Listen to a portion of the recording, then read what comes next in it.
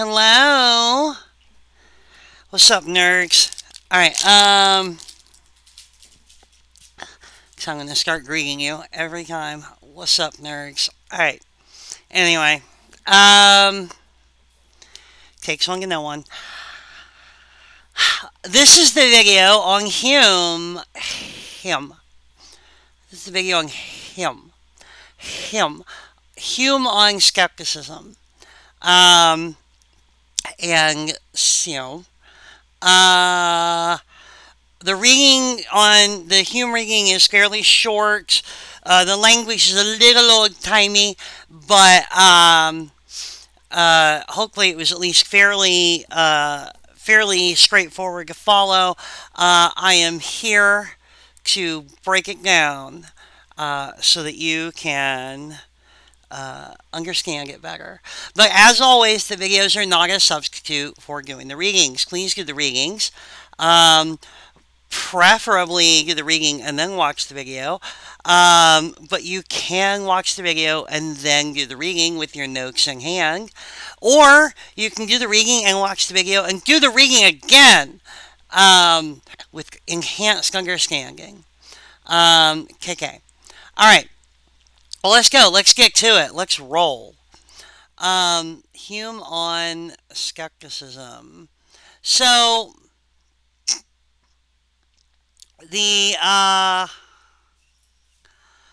so Hume on skepticism. The first thing I'm going to do is I'm going to set up a little context for what Hume is doing and why he is doing it, and then we will get into the specifics of his take on skepticism. So, all right. We've been talking about the skeptical challenge because, let me just recap a bit. We started off trying to get a general sense of what knowledge requires. It requires a belief. Cool. Requires a belief. Mental state that has a form of a proposition, if you recall. It requires that belief to be true. You can't know something false. We've been over that. And after a little sort of thinking about the question and whether or not having a true belief is the same as knowing something, we came to the conclusion that it also requires justification. It's not enough to have a true belief, you have to have a justified true belief. Now, what the hell justification means was the subject of a fair amount of discussion and will be further into the semester as well. And that's fair. That's where the rubber meets the road, if you will. But for the time being, we came to the conclusion that knowledge equals justified true belief as sort of a provisional starting place. That is called the JTB model of knowledge, and even though there are arguments over it and some philosophers think it's outdated and there's more nuance to it than that, broadly speaking, it is a widely accepted way of thinking about knowledge. So that's what we're using, justified true belief.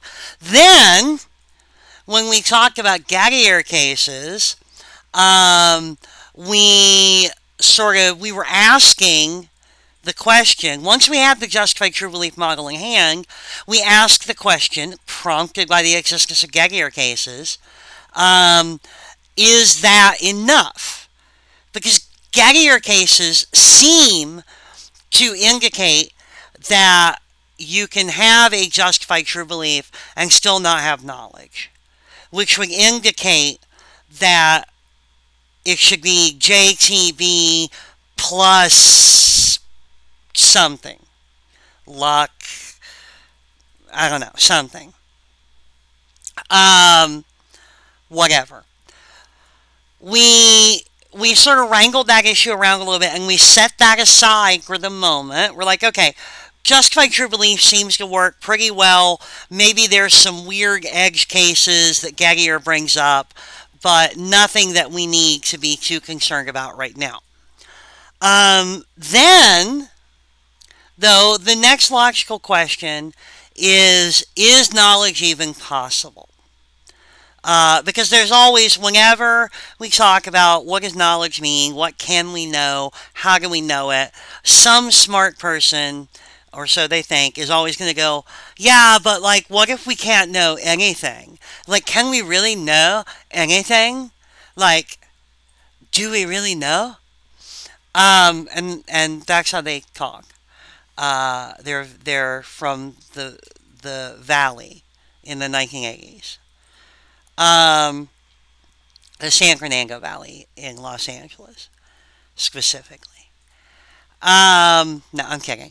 Um, Skeptics come from other places. But, so yeah, for the terminology, a person that questions or simply does not believe in the existence of knowledge or the ability for us to have knowledge is a skeptic. That's what we call them. And the challenge is knowledge possible, or is knowledge reasonably possible, easily attainable, um, in everyday circumstances. That is the skeptical challenge. And what we're doing right now is we're exploring various ideas on how to, like, why we might think knowledge isn't possible and how to respond to that. Um, so that's sort of what we're doing right now. Um,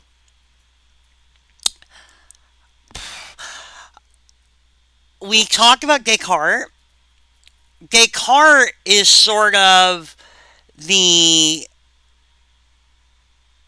the original center when it comes to skepticism in post-medieval philosophy.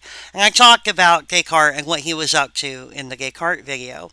But the short version is that Descartes sort of started from zero. He was kind of saying, okay, we need to, medieval philosophy is all tangled up in Aristotelianism and Catholic theology. So let's clear the table. Let's start from zero. Let's go back to the beginning and ask, what is it possible to know? Um, and and how would we know it? Um, and in doing so, he first gives a very skeptical argument. He says, okay, there's a whole lot of stuff that we can't know under his way of thinking about knowledge. There's a whole lot of stuff that we can't know because we might be radically deceived. This is the whole evil demon thing that came up at the end of the Descartes reading. This all might be a dream. There's an evil demon deceiving our senses, whatever. We don't know. We can't be sure of anything except for logical truths. And then, so the first thing he does is he lays out a skeptical position. There's very little knowledge to be had except logical truths, which doesn't get you a lot. And then, in the second part of that argument, he says, but don't worry, I will tell you how it is that we can start from logical truths and then wind up with commonplace knowledge of the everyday world. Haha, you're safe. We actually do know things. Because Descartes was not a skeptic. The skeptical position he laid out was methodological. It was a part of his questioning so that he could get a solid definition of knowledge. The problem is, as I mentioned, the problem is that his skeptical argument works really well, and his rescuing you from skeptical argument does not. Does not. Bad argument. Oh, very bad. Um, didn't work. So what Descartes did, accidentally, was give us a very good reason to think that knowledge is either impossible or very limited, and then give us a very shitty reason to think that it's not, which kind of accidentally makes him a skeptic, as you can see. Um, the people working in Descartes' tradition, the rationalists, as they are now called, the people working in Descartes' tradition that followed him, all of them had to, before they could do anything else really, all of them had to address Descartes fumbling the ball at the 3 yard line. Um, they had to figure out how to rescue knowledge, given the skeptical argument that Descartes laid out as foundational to his account of knowledge. Um, and so Descartes working in the 1600s, the 17th century, the early part of it, throughout the 17th century and into the first part of the 18th century, we see rationalists trying to fix what Descartes screwed up. Um, and then in the 18th century, mid to late 18th century, we have a new philosophical tradition emerging out of the United Kingdom, starting with John Locke, and some other big names there are David Hume, and the Irish guy, Bishop Berkeley, George Berkeley, um, and he was Irish, and Locke was English, and Hume was Scottish, so it was a nice little United Kingdom collaborative effort there. Collabo. Um, anyway. Anyway, I couldn't remember his first name, so I was Googling it, because that always escapes me. Um, was it George Berkeley?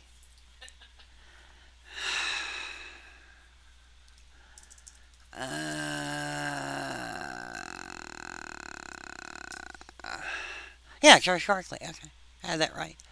For a second, I thought that I had confused him with Charles Barkley, the basketball player. Anyway, okay, different guy, presumably.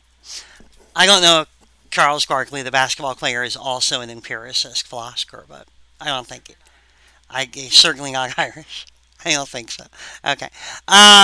Anyway, the empiricists in the 18th century, so like the 1700s, the empiricists basically start doing their thing as a response to the rationalists.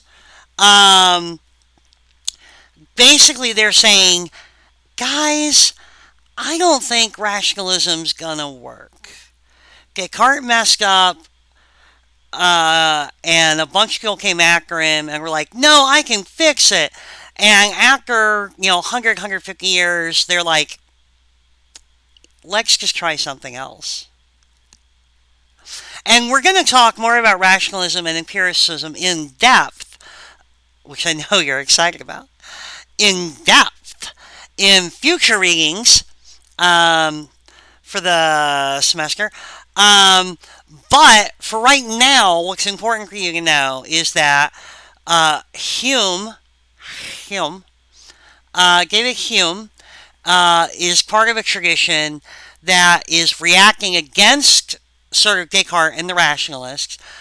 They still have to answer the skeptical challenge, but they have freedom to break away from sort of the assumptions that Descartes was making and the general methodological framework he was using. They're kind of like, okay, you know what? I think we can fix the skeptical problem that Descartes brought up, but we can only do it if we trash a whole bunch of the stuff that he said was important to his philosophical program. So that's what's going on. That's the context of what we're doing. So you can see here, yeah, Descartes' challenge. And after rationalism. Look at that. It's almost like I knew what I was going to be talking about. Okay. Okie dokie. All right. So that gives us the context. So let's get into how Hume thought about how we get knowledge from the world. Now, again, like I said, I'm not going to go into the full details of empiricism right now. We are going to get to that later in the semester. But what's important is I have to give you at least a little bit of it so that you can understand how he is going to conceive of the skeptical challenge and how he's going to answer it. Okay, so in the reading, you'll notice that Hume talked about imagination and impressions. Now, he wasn't talking about like imitating your favorite movie star. What he was talking about was that you can conjure up images in your mind. Most of us can. Or the other thing is you can get impressions from your senses, impressions of presumably the world around you from your senses. And those form images in your head. Also, if I point my eyes at the front door, I get an image of the front door because that's the way my eyes are pointing, and there's light bouncing off the door and going into my face, and it goes into my brain, and I get an image of the door, and so on and so forth. Now, when he uses the word impressions, that's just the terminology he was using in the 1700s in Scotland, and the term that we would probably use, that's more clear to us, is perception. So when he's talking about impressions, he's talking about your perception of the world around you. Okay, so let's look at my lovely little drawing I did. Okay, so here's the thingy. It's a tree, in case you couldn't tell. And the light goes into your face and in your brain, and then you have your impression, your little image of the tree in the mind. Okay. Now that doesn't seem like a completely bonkers way of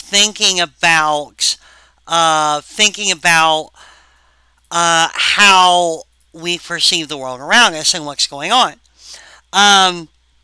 But there's two things that he wants to make note of when we in this model, because at first you might say, okay, that's easy.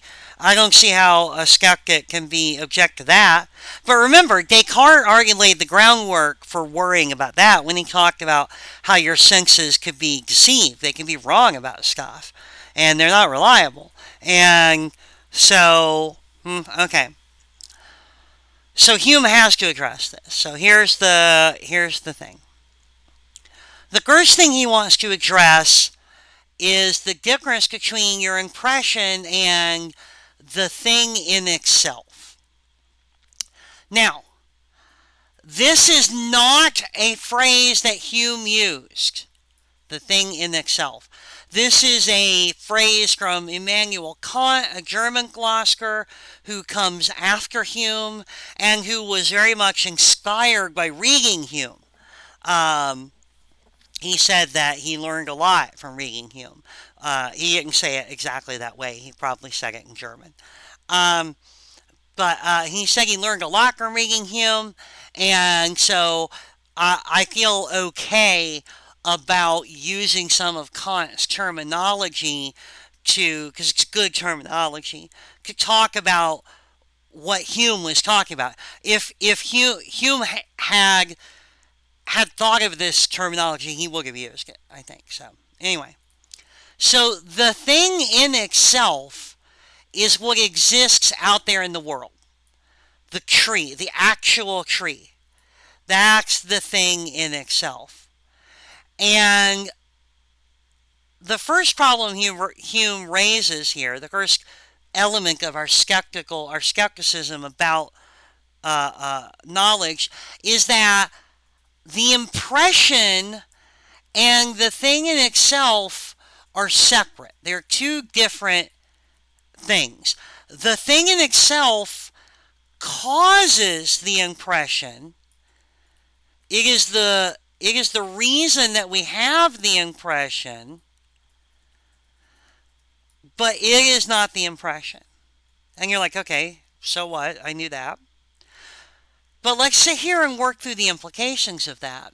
What it means is, Hume is like, look, Descartes was onto something, because I don't ever really know or interact with the world outside of my head. Not really.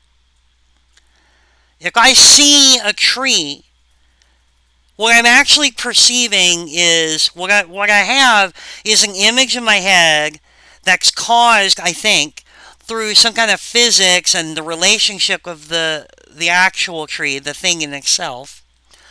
But I never have a direct contact with the thing in itself. Not ever. And some of you might be saying, but Dr. Black, what if I just go up and touch the tree? And I'm like, aha! Touch is a sense. It's a sense. You can go up and touch the tree. You're still only getting your sensory impressions of the tree. You are trapped on this little island inside your skull.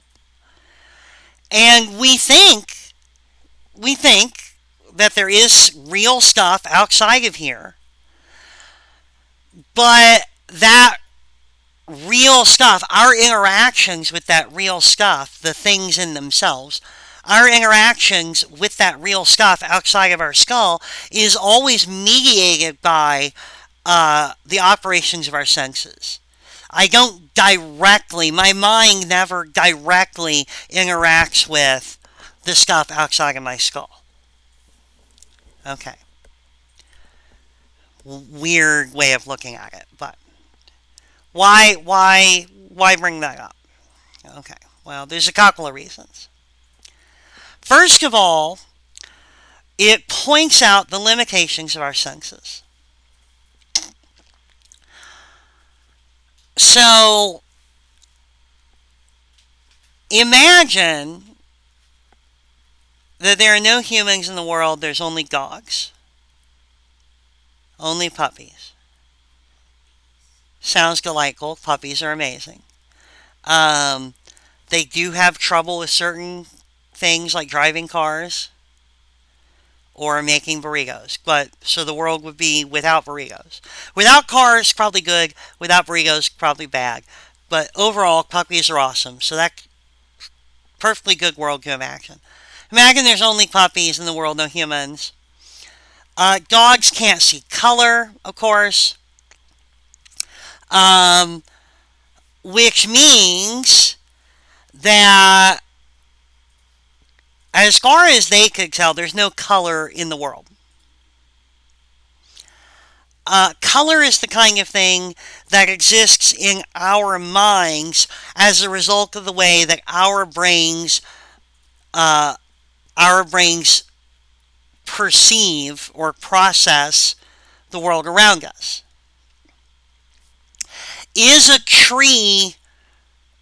Are the leaves really green, considering the thing in itself? I don't know. I know that's how my brain perceives the world, and most brains. But there are humans that have red-green color blindness and can't see that. For them, the leaves on the tree are not really green.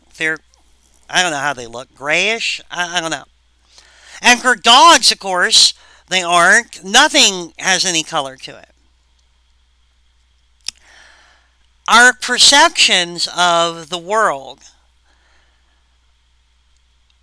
are our way of processing the things in themselves, the stuff outside the skull.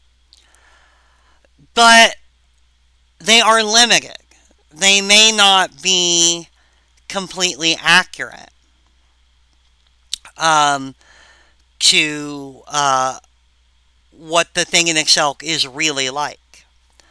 If there was even some way to perceive, to come into mental contact with the thing in itself without the intermediation of your senses, it might, it might, we might discover that it's very, very different from the way our senses perceive it. Another example of this is the fact that it wasn't until relatively recently in our history that we understood what infrared light is. Infrared. Infrared light is. We didn't know it existed. We certainly couldn't perceive it. And now we still can't perceive it with our unaided senses. We have to create devices to measure its presence. So, first of all, there's no way for us without some kind of mechanical aid. And even then, there's no way for us to directly perceive infrared light. The best we can do is build a device that translates infrared light into some kind of color that we can see and use that as a proxy. But infrared light is real as far as we can tell. It's really a thing that exists outside of the skull, but we have no ability to directly perceive it. So it's a part of the real world, the world where the things in themselves exist. It's a part of the real world that we don't perceive, that we can't perceive, not directly, and really not at all, quite frankly. We can perceive the effects of it, and that's about it. So Hume wants to really drive this home, that there is an inseparable gulf between reality and our perception of reality. And he wants to drive this home as sort of the beginning of a skeptical position. As he's like, ugh, okay, troubling. We start to... We need to know that we're not seeing the world directly. We're seeing it intermediated by the action of our senses. Okay. Questions so far? No. All right. So let's go to... so I get that skeptic exists in your mind, or skeptic exists. So let's go to imagination and perception. Okay. This is the next step in the argument. Okay.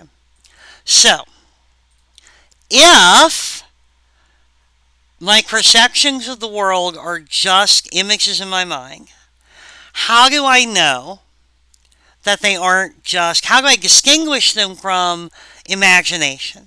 How do I distinguish them from the images in my mind that I can just conjure up? Because I can imagine shit. I can conjure the image in my mind of a cantina chicken burrito. I'm hungry. I don't know what to tell you. I can conjure the image in my mind of a cantina chicken burrito. I can see it very clearly. I've certainly eaten enough of them. I definitely know what they look like. But I can see it very clearly in my mind. And how do we distinguish? How do I know that what I think are my perceptions of the real world, the stuff outside of my skull, how do I know that those aren't just imaginations? This is kind of like Descartes' thing with how do I know I'm not just dreaming, right? How do I distinguish if they're both just images in the mind? How do I make a principal distinction of one from the other? Okay. He is going to help us out here. Unlike Descartes, Hume has actually got answers to these questions. I like to pick on Descartes. He is French. He deserves it. So, anyway. So Hume actually has some answers to these questions. In the reading, you will notice that he brings up a couple of points. He specifically name checks coherence and constancy, and he implies what I'm going to call involuntariness.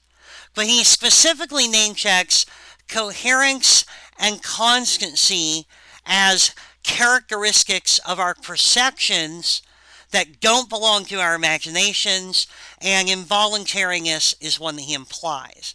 So basically, what he's saying is perception of the real world, your impressions of the world, have coherence, they have constancy, and they have what I'm going to call, not Hume, what I'm going to call involuntariness.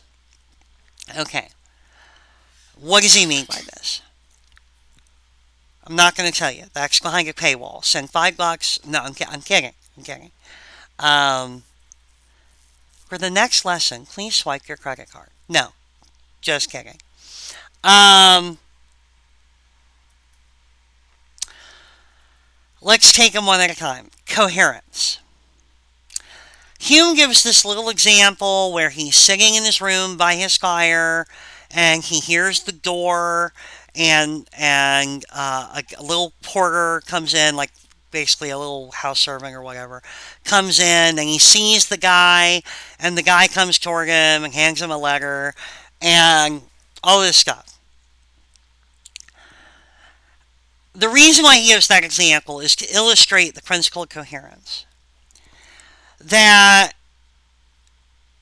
when we're talking about impressions of the world around us, that is our perception, they fit together in a way that makes some kind of logical sense. There is a coherence. It all coheres. It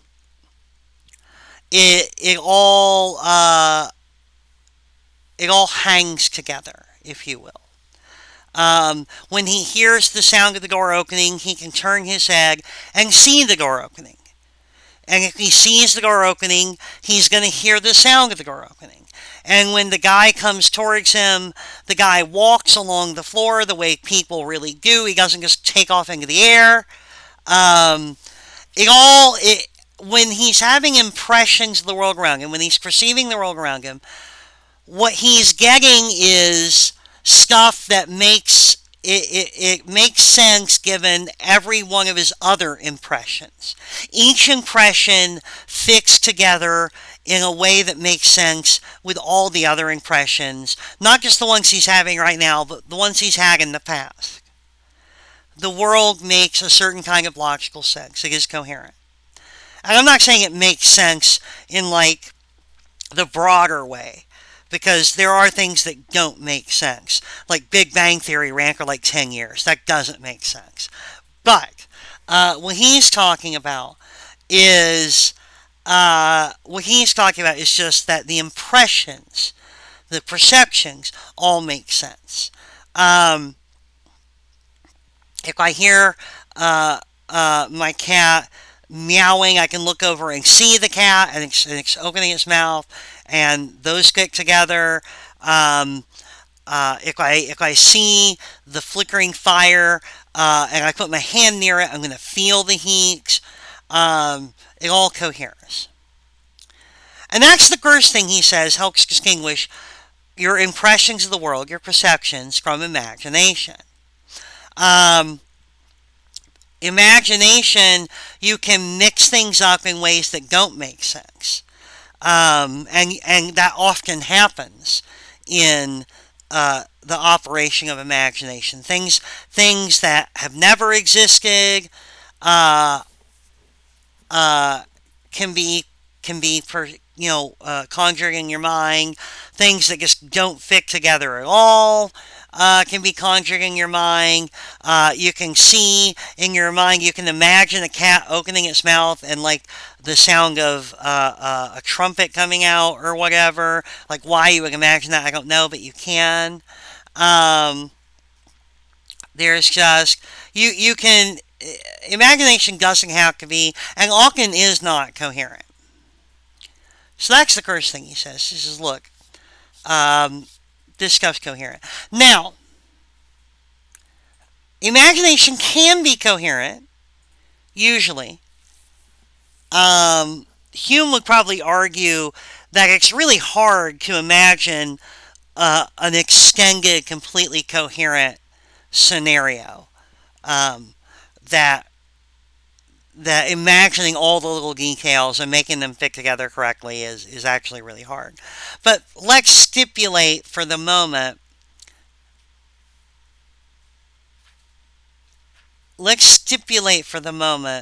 that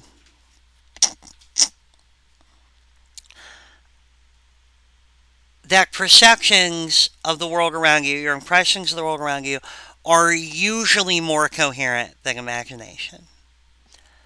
So that's one criteria we have. But then there's also the criteria of constancy. Now, what he means by that is just that your perceptions of the world are consistent. If I go out onto my balcony and I look out and there's mountains in the distance, then every time I go out on my balcony and look out, I'm going to see those mountains. And I'm going to see them in the same order, and they're going to be roughly the same size. And yeah, some days it might be rainy or foggy or whatever, and I won't see them as well. And some days it'll be clear, and I'll see them better. And some days it'll be winter, and they'll have snow on them. And some days they won't have snow on them because it's summer, whatever. But when I go out on my balcony and I'm perceiving myself to be going out on my balcony, those mountains are friggin' gonna be there. When I hear the sound of the door and I look over at the door, not only are those two perceptions coherent, but I'm going to see the same door I've always seen there. Unless, I take that one down and replace it. But barring something like that, I'm going to see the door. It's going to look the same as it's looked before. Perceptions of the world around you, as opposed to mere imaginings, have a constancy to them, a regularity, if you will. They look like what they look like. If I was just imagining myself going on the balcony, I could see anything I wanted out there. I could see a bunch of elephants, or cotton candy, or I don't know, frogs calling from the sky, whatever. But if I'm perceiving the real world and not just imagining, if I go out onto the balcony and look, I'm going to see what I usually see out there. So there's a constancy. Now, and again, it's not that nothing can change. If I look over at my door might appear different than it used to if I have taken it down and replaced it with a new door, or repainted it, or it became damaged, or something like that. But then there is still a kind of constancy because there is a continuity from my old perceptions to my new perceptions. And I have intermediary perceptions of painting the door or replacing it or whatever that anchors that ties them all together. That's more of a coherence thing, but still, you get the idea. Anyway, so coherence and constancy. These are hallmarks of actually perceiving the real world rather than just imagining things. And the last one is, like I said, Hume doesn't directly name check this, but he does imply it in his conversation. And I'm going to give it a name. I call it involuntariness, which just means that I don't get to choose my impressions of the world. If I'm looking at the door and the door opens, I'm going to hear the sound of the door, and I don't get to just decide not to hear it. Like, if I were imagining it, I could imagine the door opening without also imagining the sound of the door. If I were imagining going out on my balcony, I could Like I said a moment ago, I can imagine not seeing the mountains and just seeing whatever I want to see. But this third and final hallmark of your perceptions of the real world is that you see, you have you have impressions that you are not in control of. If I point my face, if I go out on the balcony and point my face out that way, I see the mountains. I just do. Um, and that is a part of the constancy, that is a part of the coherence, and that is definitely a part of the involuntariness. I'm just going to get those impressions. Okay. Questions on that? Morgan says it makes sense. Okay, so why tell us all that? What's the point of all that? Well, so let's look at the two steps that Hume has taken. First, he has acknowledged that our perceptions of the world around us do not put us in direct contact with the world around us. Now, this is basically acknowledging Descartes' point. He says, yeah, we aren't put in direct contact with the world around us. Both imagination and impressions, that is perception of the world, both imagination and impressions are ultimately just in your head. So technically speaking, they are the same general kind of thing. Your impressions of the world around you are the same general kind of thing as dreams or hallucinations or whatever. In other words, he's saying, yes, Descartes, I understand that a dream can seem very realistic and that a hallucination can be very realistic. I understand that my impressions of what's going on around me can sometimes be mistaken because it is not, the impression is not the same thing as the thing in itself. So I get that the impression, two different impressions of the same thing in itself can wind up being different. And can wind up, one of them can be more accurate than the other, and so on and so forth. So yeah, I get all that. So basically, step one, by making sure you see how separate they are, is acknowledging Descartes' point. Okay. But step two is to try to argue that, yeah, that's true, but impressions are still different. You can still kind of tell them from just imagination. Like, they're not perfect. They can still be mistaken and stuff. But when you step back and look at the big picture, impressions really are. Your perception of the world really is different in sort of character and quality from just imagination. Okay. And this is sort of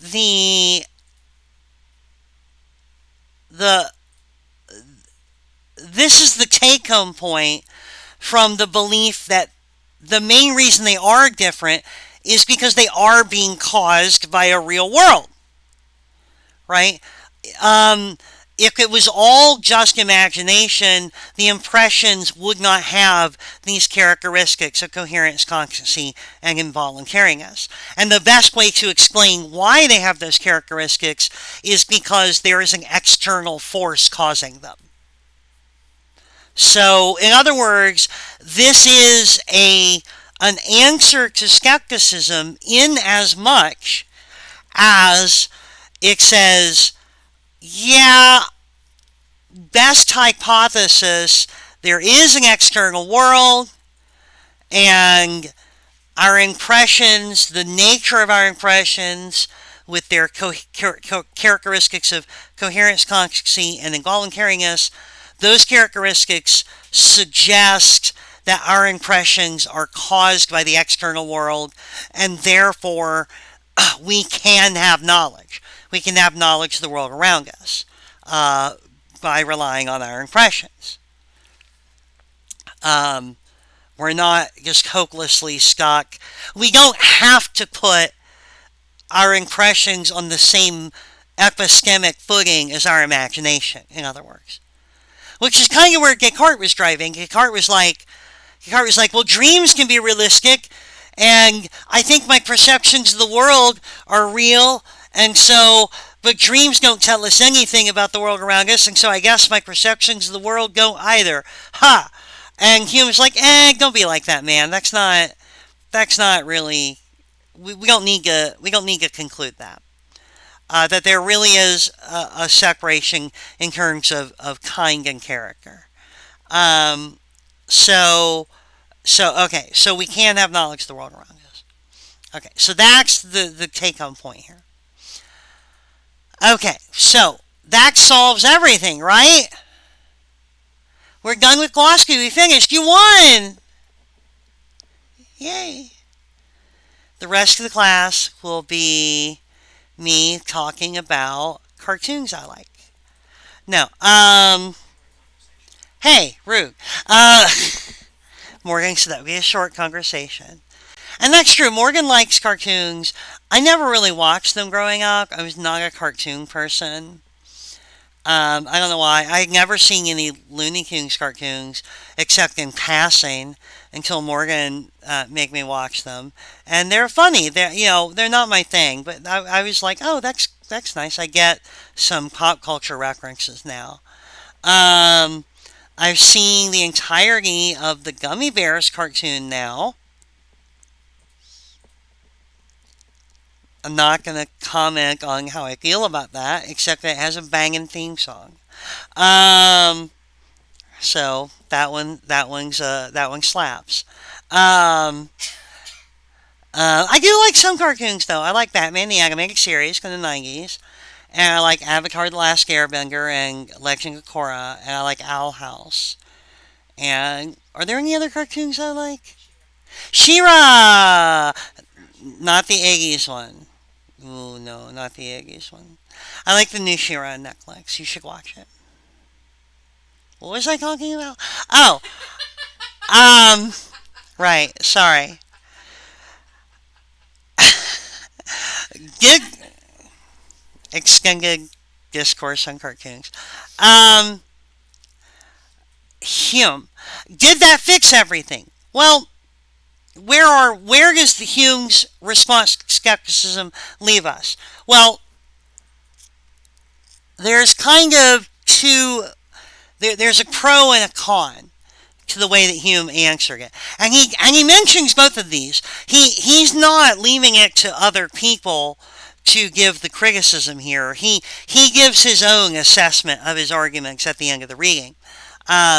So the first part is the pro is that he says, look, there's no real need to argue this position. Like, he's like, I just gave you a sort of an argument. I gave you a sort of an argument for this, but I really didn't need to. Because everyone automatically thinks this way anyway. Like naturally, intuitively. Even little children. You automatically assume that your perceptions are the way they are because there's an external world causing them, and that your imagination is something different. Even though ultimately perception of the world around you and imagination are just pictures in your head, both of them, you automatically distinguish between mere imagination and perceptions of the world that are being caused by an external world. You automatically distinguish between them. You don't need a philosopher to tell you this.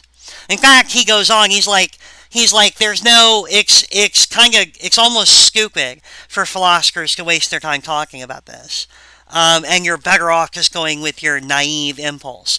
Like, as a philosopher, you might start thinking, oh, but is knowledge possible? And he's like, you were better off before you thought about it, because then you would know it is, and you were right to begin with. So, whatever. Philosophy just kind of messes you up a little bit there. So that's the good point about this. He's like, yeah, I've given you kind of an argument for it, but You didn't need it. The bad part is where he says you really can't argue for this position. Now, let me clarify because I just said he gave me an argument. What he means is you can't argue for it deductively, the way that Descartes would have wanted you to. Remember, that's why I gave you all that context to begin with. All of this is responding to that rationalist tradition that Descartes was a part of. So he has to acknowledge, he's like, yes, I've given you reasons to think that you can have knowledge of the world around you. And you didn't even need those reasons because you automatically believe you can have knowledge of the world around you. Ta-da! But the downside is, if you're looking for the kind of deductive argument that Descartes would have wanted, I ain't got it. And nobody else does either because it's impossible. Part of the reason it's impossible is because of that separation between impressions of the world around you and the thing in itself. You can never come into actual contact with the world around you. It's always mediated by the action of your senses. All you really interact with are your impressions. And because of that, I can never really, there's no slam dunk conclusive argument, no deductive argument with proof that my impressions are genuine reflections of the world around me. Because all I can do is compare them to other impressions. That's it. I'm stuck inside that loop. The world, the things in themselves will always remain fundamentally mysterious. And again, I'm drawing a little bit from Kant here, but I think like Kant, I believe that most or all of this is present in Hume, in Hume's arguments against skepticism. I think most or all of this is present in Hume's epistemology, even if it isn't stated and formulated as clearly as Kant will later state and formulate it. So yeah, we are fundamentally separated from the world as it is, from the things in themselves. So there's no way to really prove this conclusively. Hume offers what he thinks are some pretty plausible reasons to believe that your impressions are caused by an outside world. And then he says, and frankly, you don't even need those because you're like every normal person thinks this way anyway. But also, if you were looking for like a hardcore philosopher deductive argument for this, you're not going to get it. So don't go looking for deductive proof of this position. You won't get it. Okay. So, final word on Hume. What should be our response to skepticism? Well, so going back to what I just said, he talks about your natural inclination. He says the natural inclination is to believe you have knowledge, you can have knowledge, and that you get knowledge on a routine basis. He says, at the end of the reading, he says only philosophers really question that. And he says that when he is doing his work as a philosopher, when he's in his office, even he questions it. He'll be like, God, can we get knowledge? And he'll wrestle with the question. Primarily because it's a big question and, surely there must be an answer, right? We would hope. But he says that when he leaves his office and he's done being a philosopher, even he goes back to just casually assuming that knowledge is possible and that his impressions really are impressions of the real world. He says that there's no way out of it. In other words, what he's saying is that the skeptical position is disingenuous.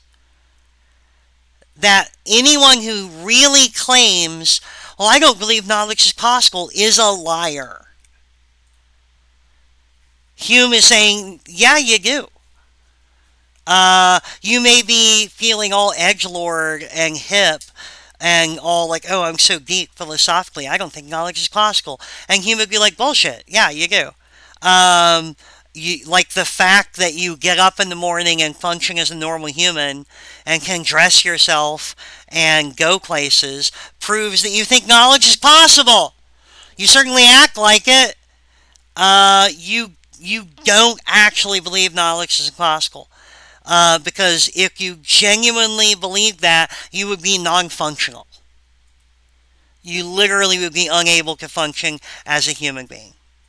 Um, and that's, you'd be catatonic. That's all there is. He doesn't say that directly, but that's, again, the implication of what he's saying. That not only do normal functioning humans believe instinctively that they get knowledge from their perceptions, that if you really didn't believe that, you wouldn't be a normal functioning human. Um, so basically, he's saying that the skeptical position, at best, at most, the skeptical position is useful methodologically. It prompts us to think about how we get knowledge. Like if you say, is knowledge possible? Like we have to go, oh, well, all right, I'm sure I have an answer to that. Let's think about this. It prompts us to think about, you know, how to answer the skeptical challenge, but there was really no possibility in the end that we were going to conclude that knowledge is impossible. Like there is an answer. There very clearly is an answer to it. You know, we may have trouble coming up with it. It may take a lot of work, but there's absolutely zero chance of actually holding the skeptical position. It's just unreasonable. It's unrealistic. It doesn't make any sense. So that's where Hume is. Um, Hume says that if you say you're a skeptic, he's going to say, no, you're not. But then he is going to go on to give some answers to the skeptical challenge. And he's going to say, here's some good reasons to think that you are getting knowledge of the outside world. And you're going to go, yeah, but can you prove it? And he's going to go, no, shut up. And also, I don't need to. So that's where he is. Personally, I kind of love the energy he's bringing. I don't know about you. I love it. So, okay. That's all I have to say about Hume, which is unfortunate. I love Hume. I think he's a great philosopher, one of my favorites all time. I love the crazy turban he used to wear. Duke Scottish wore a turban. Why? 'Cause fashion. Vogue. Fashion forward. He's an influencer, y'all. Hume would have a TikTok, but it would be all about cooking, because he was really into that. Philosophy thing would be totally a sideline. Anyway, so that's it for Hume. Hope you enjoyed that, and the next reading is about something, but I don't have the schedule in front of me, so I don't know what it's about. And I'll see you in the next video. Okay, bye.